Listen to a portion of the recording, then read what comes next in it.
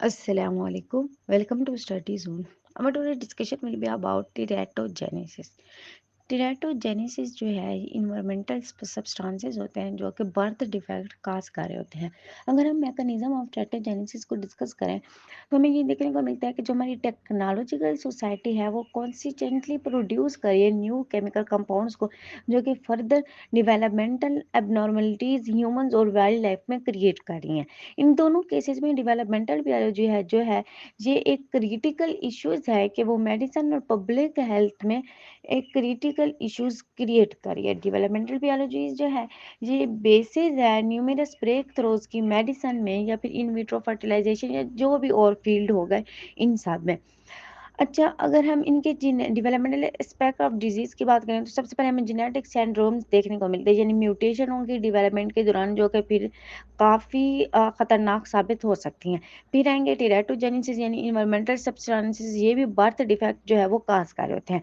फिर आएंगे endocrine disruption यानी इन्वायरमेंटल सब्सटेंसेस जो कि अल्टर करते हैं डेवलपमेंट ऑफ एंडोक्राइन सिस्टम को, जो कि फिर जिसका रिजल्ट ये होता है कि लेटर जो है पैथोलॉजीज जो है लाइफ की वो डिस्ट्रॉय होती हैं। अगर हम कैंसर भी इसी एस्पेक्ट में आता है क्योंकि एस्केप इन दिस केस जो सेल है वो एस्केप करते हैं नॉर्मल रेगुलेशन ऑफ नेबर और फिर रीअगेन एम्ब्रियोनिक प्रॉपर्टीज जो है सेल की, जैसा कि सेल डिवीजन माइग्रेशन या इन साइजनेस, ये सारा जो है ये अक्कर होती है। तो इसी तरह से अगर हम डेवलपमेंट डिसऑर्डर्स में देखें इनके पहले एस्पेक्ट में तो genetic error of human development हमें देखने को मिलती है।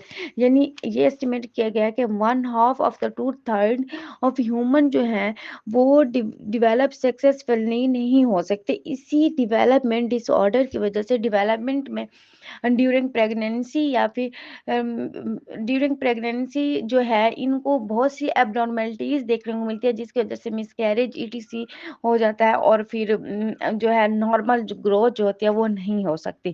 फिर डाउन सिंड्रोम हमें देखने को मिली ट्राइसोमी 21 जो है, इसमें भी सेट ऑफ एबनॉर्मेलिटीज हमें देखने को मिलती हैं। इसमें जो सिम्टम्स हैं इनकी क्या होंगी कि फेशियल मसल्स जो है वो चेंज होंगे, हार्ट और गट एबनॉर्मेलिटीज होंगी, कोग्निटिव प्रॉब्लम होगा और इसको कलेक्टिवली क्या कहते हैं, डाउन सिंड्रोम। और ये 21 इन कोड ट्रांसक्रिप्शन फैक्टर्स में होती चेंज की वजह से होती है।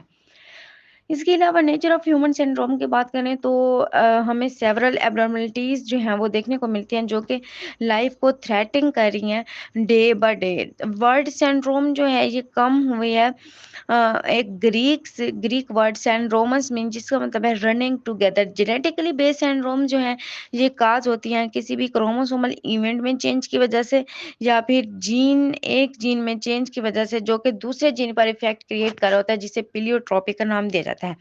प्लियोट्रॉपी यानी protection of several effect by one pair of gene called as a pleiotropy. फिर प्लियोट्रॉपी को फर्दर उन्होंने डिस्क्राइब किया है कि प्लियोट्रॉपी के टाइप्स में हमें मोज़ैक प्लियोट्रॉपी देखने को मिली। प्लियोट्रॉपिक इफेक्ट जो है वो मोज़ैक प्लियोट्रॉपिक इफेक्ट कहलाते हैं जब वो प्रोड्यूस हो independently as a result of gene जो कि बीइंग क्रिटिकल हो in different parts of the body. For example अगर हम एनीमिया की बात करें या स्टेरिलिटी की बात करें, एल्बानिज्म की बात करें तो ये सारी मोज़ैक प्लियोट्रॉपी के टाइप्स में आती हैं। रिलेशनल प्लियोट्रॉपी के जब एक डिफेक्टिव जीन एक पार्ट ऑफ एम्ब्रियो में डिफेक्ट काज करा हो और वो फिर अनदर पार्ट में जाकर डिफेक्ट क्रिएट करे, आल्थो जो जीन है वो एक्सप्रेस नहीं हुआ सेकेंड टिश्यू में, तो इसे कहते हैं रिलेशनल प्लियोट्रॉपी। और इसकी एग्जांपल हमें माइक्रोथीलम थीलम में यानी स्मॉल आई में देखने को मिली, या फिर लेंसेज या जो कॉर्निया है वो स्मॉलर हो जाते हैं इतने के वो अपने आप को एक्सप्रेस नहीं कर पाते, तो ये इसकी टाइप में आ जाता है relational pleiotropy. Genetic heterogeneity and phenotypic heterogeneity जब बेसिकली क्या है, जेनेटिक हेट्रोजेनिटी के जब म्यूटेशन होंगी डिफरेंट जीन में तो वो सेम फिनोटाइप को प्रोड्यूस करेंगे। तो साइक्लोपिया जो है ये एक फिनोटाइप है जो कि प्रोड्यूस होती है म्यूटेशन में इन द सैनिक हैजहोज जीन में, जो कि फिर फर्दर एक्टिवेटेड होता है हैजहोज में या फिर जीन कंट्रोलिंग कोलेस्ट्रॉल सिंथेसिस से होते हैं।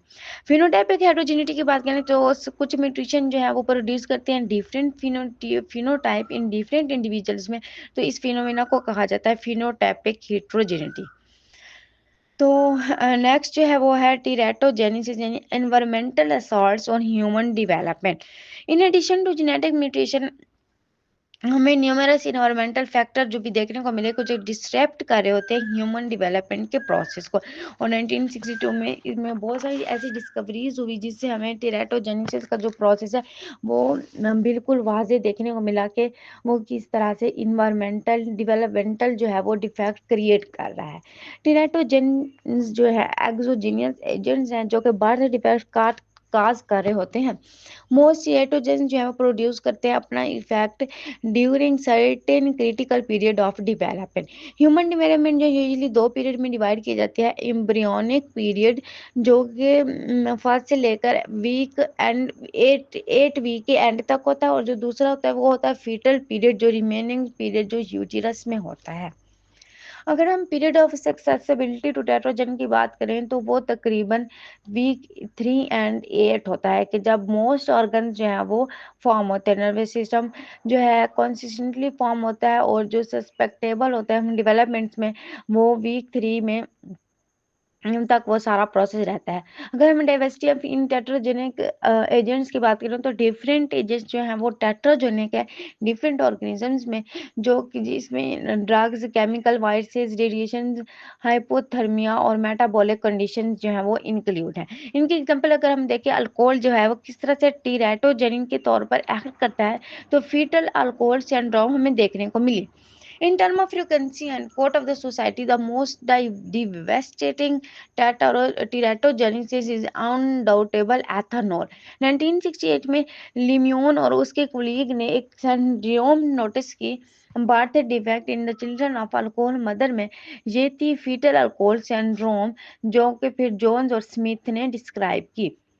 सिम्टम्स में क्या होगा कि बेबी जो होगा इस सिंड्रोम के साथ उसका एक स्मॉल हेड साइज होगा, उसके अंदर फिलेथ्रिम यानी जो पेयर ऑफ रिज हैं जो कि रन कर रहे होते हैं नोज और माउथ के दरमियान, above the centre of upper lip वो होगा, एक नैरो अपर लिप होगी, और जो लो नोज ब्रिज होगी, और जो ब्रेन ऑफ सच चाइल्ड होगा वो ड्रामेटिकली स्मॉलर होगा किसी भी नॉर्मल बच्चे के ब्रेन से।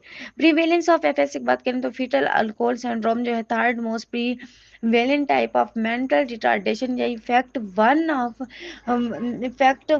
Out of every 500 to 700 children born in the United State. Variation to metabolise ethanol की बात करें तो हमें वेरिएशन देखने को मिली एबिलिटी ऑफ मदर और फीटस में जो कि मेटाबोलाइज कर रहे थे एथेनॉल को।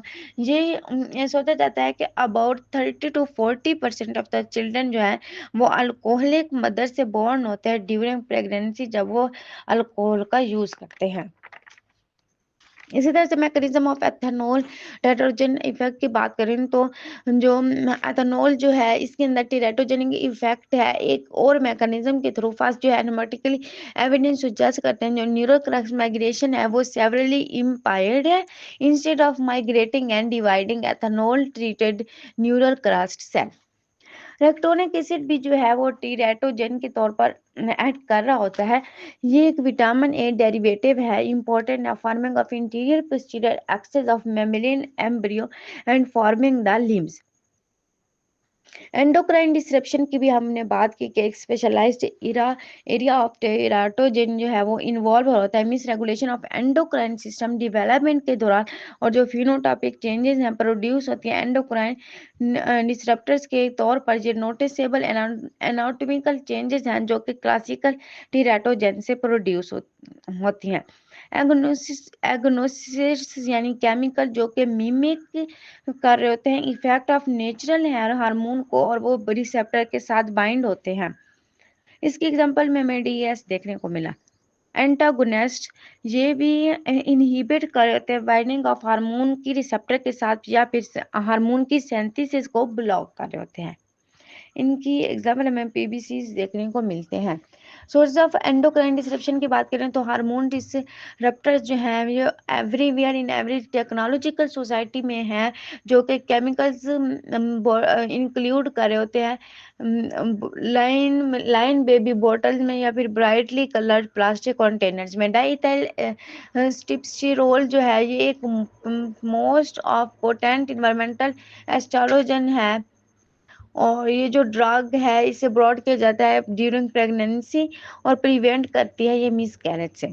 इफेक्ट ऑफ डीएस की बात करें तो जो बैन है वो इम्पोज हो गई एक स्पेसिफिक टाइप ऑफ ट्यूमर जो कि डिस्कवर हुआ reproductive track of women whose mother took DES during pregnancy. तो इस तरह से ये जो है टीरेटोजेनेसिस का सारा इफेक्ट होता है इन्वायरमेंटल जो है डिफेक्ट जो है वो फिर फर्दर डेवलपमेंटल प्रोसेस में एबनॉर्मेलिटीज को काज कर रहे होते हैं। Mechanism of action of DS भी यही है कि जो है माइस का एक मॉडल पेश किया गया जिसमें सिम्टम्स जो है वो सिमिलर थी ह्यूमन डीएस सिंड्रोम्स में। फिर उस मॉडल को जो है हॉक्स और वांट ने फर्दर डिस्क्राइब किया जिसमें प्रोटीन जो है वो भी इन्वॉल्व हो रही थी और वो काफ़ी हद तक डेवलपमेंटल बिहेवियर जो है उसको उसको इफेक्ट कर रहे थे। प्लास्टिक एंड पेस्टिसाइड्स जो है ये भी इन्वायरमेंटल डिफेक्ट्स हैं क्रिएट करते हैं। नोनीफिनोल जो है नोनीफिनोल हो गया बिस्फिनोल ए हो गया ये सारे भी टेराटोजन के तौर पर एक्ट कर इन्वायरमेंटल डिफेक्ट्स जो हैं वो क्रिएट करें।